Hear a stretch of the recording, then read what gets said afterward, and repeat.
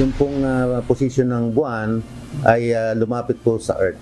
Actually, meron po tayong 4 na supermoon ng August, ng September. Ngayon po October, and susunod po pinakalas ay ang November. Mas maliwanag at mas malaking buwan ang nasaksihan ng publiko ng 7:26 kagabi, October 17.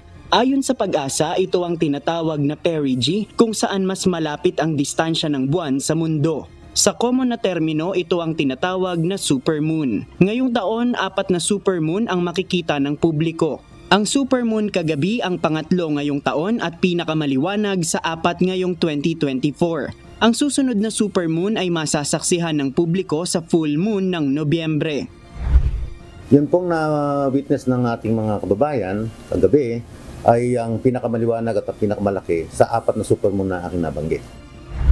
Sa orbit ng buwan sa mundo, nasa 357,000 kilometers ang layo ng buwan kagabi. Mas malapit ito kumpara sa average distance ng buwan na nasa higit 380,000 kilometers.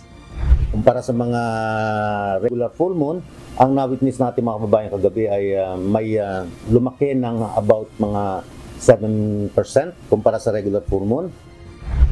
Ayon sa Chief ng Astronomical Publication and Planetarium Unit ng Pag-asa na si Mario Raimundo, wala namang direktang epekto ang supermoon sa tao at maging sa mga hayop.